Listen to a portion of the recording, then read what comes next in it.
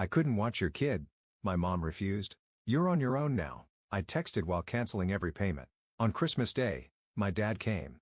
I couldn't watch your kid, my mom refused. You're on your own now, I texted while canceling every payment. On Christmas Day, my dad came. I'm 31. I knew things were bad the moment I saw her expression. My mother, Margaret, was sitting on the couch with Lisa's kids looking healthier than I'd seen her in months. For a woman who was supposedly too frail to watch my daughter, Mia, for a single night, she seemed to be doing just fine with my sister's 3 children. My stomach dropped. Everything froze.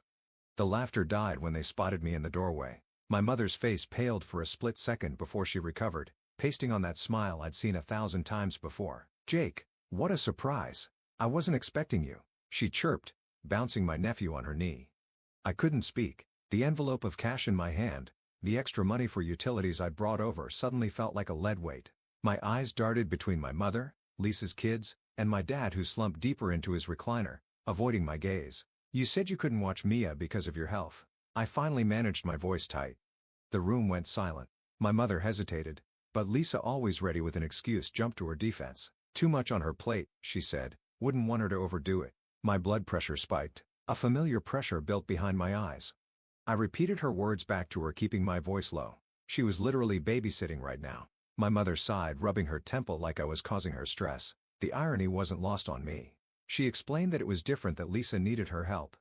Raising kids alone isn't easy. The floor disappeared beneath me. 32 years of being second best crystallized in that single moment. I asked her point blank if Lisa, who had never paid a single bill in her life, who mom had bent over backward for since we were kids, needed her more than I did. Silence crashed down around us. My father shifted uncomfortably. Lisa rolled her eyes. And my mother, she just shook her head as if I was being ridiculous. Not like that, she insisted. But it was exactly like that. My jaw clenched tight enough to crack teeth. Everything suddenly made sense. My mother's supposed illness wasn't about health. It was about control. She didn't want to risk me cutting off the money flow, so she lied. She manipulated me. She let me believe she was too weak to help, all while cashing my checks without guilt. And Lisa knew. She had always known. Something inside me snapped. Years of frustration, resentment, and disappointment boiled over. I told them I finally understood. I was never part of this family, not really. Just the backup plan, the safety net, the idiot who kept the lights on while they all lived their lives. My mother gasped dramatically. I cut her off before she could speak. This wasn't fair? No. What wasn't fair was me paying their bills for years while they treated me like an afterthought, believing they actually needed my help when the truth was they just didn't want to do anything for me. My mother was a liar. Lisa leaned forward with that smirk I'd grown to hate. She called me dramatic, claimed mom had to tiptoe around me because I was uptight. I turned to her, my expression carved from stone. I called her pathetic. She let mom coddle her like she was still 15, and she ate it up because it was easier than taking responsibility for her own life. They deserved each other. Without another word, I turned and walked out. My mother called after me. Lisa yelled something snarky. My father remained silent. As always, I didn't stop.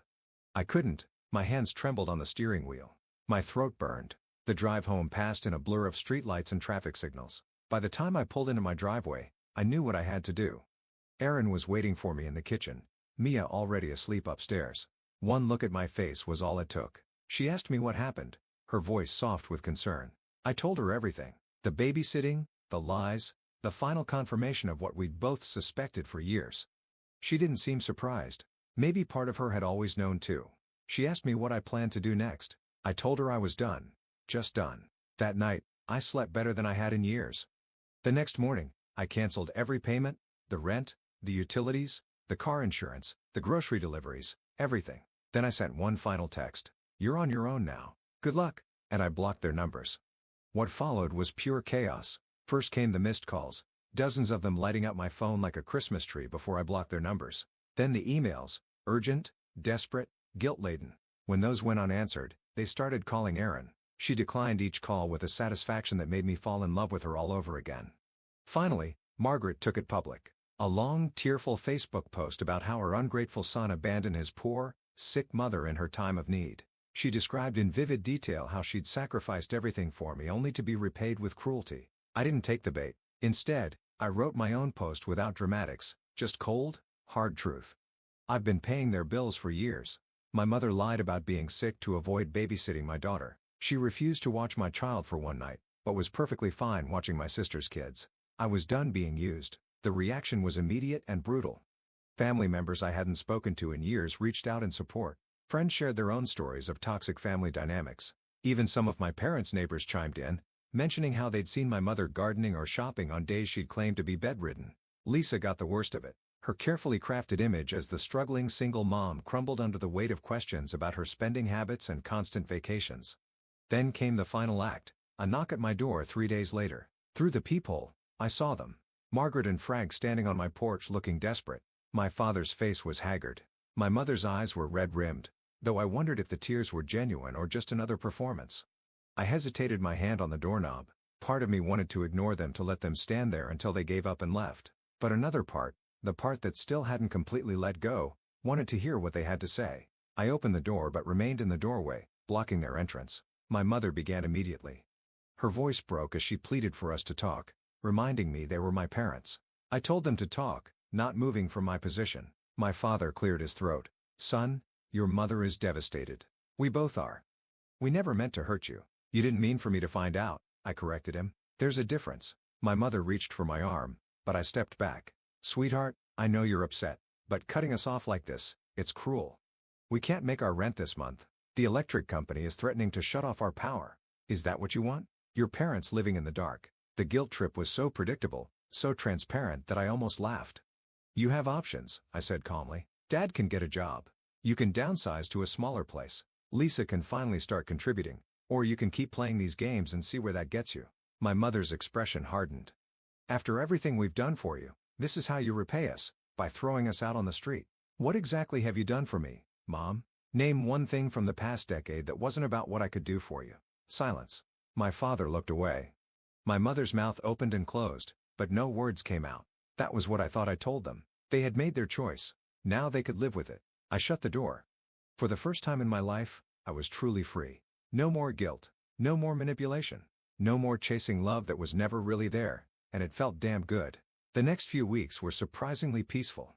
Aaron and I took Mia to the beach for a long weekend. We started looking at houses in a different school district, something we talked about for years but never pursued. I got promoted at work partly because I could finally focus without constant family emergencies distracting me. But, of course, life is never that simple. The gossip reached me through well-meaning co-workers and distant relatives. My parents were spreading rumors that I'd had some kind of mental breakdown. Lisa was telling anyone who would listen that I'd always been unstable and money-obsessed. My aunt called me one evening. She skipped the pleasantries, telling me immediately that they were saying I'd lost it. Margaret was telling everyone I was having some kind of midlife crisis. I sighed, leaning back in my office chair. I asked her if she was surprised. "Not even a little," she admitted. She knew my mother. She couldn't stand losing control. My aunt had always seen through my mother's manipulations. It was why they barely spoke anymore. I asked her how bad it was. "Bad enough," she told me. They were apparently being evicted next month. Frank tried to get his old job back at the hardware store, but they weren't hearing. Lisa had been asking everyone for loans, but people were starting to connect the dots. A twinge of something, not quite guilt, but close, passed through me. I told her it wasn't my problem anymore, but my voice lacked conviction. My aunt was quiet for a moment. She agreed it wasn't and acknowledged I'd done more than enough. She just thought I should know what was being said. After we hung up, I sat in silence watching the sunset through my office window. Was I a bad son? A cruel person? The doubts crept in like shadows. Erin found me there an hour later, still staring into the distance. She asked if I was okay perching on the edge of my desk. I admitted I didn't know. Part of me felt free, but another part felt guilty. She took my hand, her expression serious. She reminded me that I'd supported them for years. I'd given them more chances than they deserved. All they had to do was be honest with me, treat me with the same respect they gave Lisa. They couldn't even do that. She was right. I knew she was right. I confessed my worry about what would happen when they really needed help, when they were elderly and genuinely couldn't take care of themselves. Erin squeezed my hand. "That was a bridge to cross when we got there," she told me. But supporting them didn't have to mean being manipulated by them. There was a difference between helping parents and being their personal ATM. I nodded, pulling her into my lap. I asked her when she got so wise. She claimed she'd always been wise. I was just finally listening. 2 months passed. Mia learned to count to 20, a development that brought me more joy than any promotion ever could. We put an offer on a house in a quiet neighborhood with good schools. Life moved forward. Then came the Christmas card. It arrived on a Tuesday, nestled between bills and grocery store flyers. No return address, but I recognized my mother's handwriting immediately. Inside was a generic holiday card with a family photo, my parents and Lisa with her kids, everyone smiling as if nothing had changed. On the back, a single line in my mother's looping script. "We miss you." No apology. No acknowledgement of what had happened. Just 3 words that were supposed to make everything better. I tossed it in the trash without a second thought. That evening as Erin and I decorated our Christmas tree, the doorbell rang. I froze, tinsel in hand. Erin offered to get it, squeezing my shoulder as she passed. I heard murmured voices. Then Erin returned with an expression I couldn't quite read. "It was your dad," she told me quietly. "Just him." My father stood in the entryway, hands in his pockets looking smaller than I remembered. His hair had gone completely gray since I'd last seen him. Deep lines etched his face. We exchanged terse greetings. I asked him what he was doing here. He glanced at Erin then back to me. He asked if we could talk just for a few minutes. Erin gave me a look that said it was my call. I nodded, and she took Mia upstairs for her bath, leaving us alone. I gestured toward the living room, and we sat on opposite ends of the couch, the partially decorated Christmas tree blinking between us. "Your mother doesn't know I'm here," he began, staring at his hands. "She'd be furious if she found out that got my attention. So why are you?" He took a deep breath. "Because I owe you an apology, a real one, not whatever manipulative nonsense your mother's been trying." I didn't respond. I'd heard too many hollow apologies over the years. He continued, his voice rough. He had failed me not just recently, but my whole life. He stood by while my mother favored Lisa. He watched her take advantage of my generosity without saying a word. He let it happen. The raw honesty in his voice caught me off guard. I asked him why he never stepped in. He rubbed his face, suddenly looking every bit his 68. He confessed he was a coward. It was easier to let her have her way than to fight about it. Easier to stay quiet than stand up for what was right. He didn't expect forgiveness. He wouldn't in my shoes, but he needed me to know that I was right to walk away, and he was proud of me for having the courage he never did. Something tight in my chest loosened slightly. I asked him what would happen now. They were moving in with Lisa, he told me with a grimace. My mother's idea, not his. The irony was Lisa wasn't happy about it either. Turns out she didn't actually want to take care of them. Who'd have thought? Despite everything, I felt a small smile tug at my lips. Shocking. I deadpanned. For the first time in months, my father smiled too. A sad, tired smile, but genuine. He said he should go. My mother would be wondering where he was. I walked him to the door, uncertain what to say. He paused on the threshold, turning back. "Merry Christmas, son. That's a beautiful little girl you've got. You're a better father than I ever was." Before I could respond, he was gone, trudging through the light snow back to his car. I closed the door, leaning against it, oddly shaken. I hadn't expected him to acknowledge his failures, let alone apologize for them. It didn't erase the past, but it was something. Erin found me still standing there minutes later. She asked if I was okay. "Yeah," I said, surprising myself by meaning it. "I think I am." That night as we finished decorating the tree, I thought about family, not the one I was born into, but the one I'd chosen. Erin, who loved me without conditions. Mia, who looked at me like I hung the moon. Even my friends and co-workers who'd stood by me through everything. They were my real family. Not perfect, but real. We moved into our new house, a modest 4-bedroom with a backyard big enough for a swing set.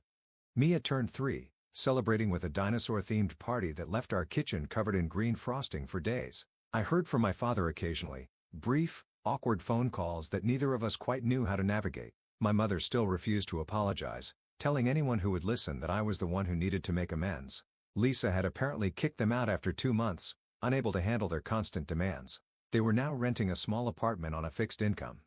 Part of me felt vindicated. They were finally facing the consequences of their actions. But another part felt sad, not for them exactly, but for what could have been, for the relationships we might have had if things had been different. One sunny Saturday, as I pushed Mia on her new swing set, my phone buzzed with a text from an unknown number. "It's Lisa. Can we talk?" I stared at the screen, unsure how to respond. My sister and I hadn't spoken since that day at our parents' house.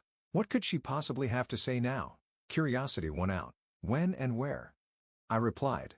"We met at a coffee shop the following Monday during my lunch break." Lisa was already there when I arrived, looking different than I remembered. Less polished, more real. She thanked me for coming. I asked her directly what she wanted. She wrapped her hands around her coffee mug, avoiding my eyes. She owed me an apology. She finally admitted. She'd been awful to me.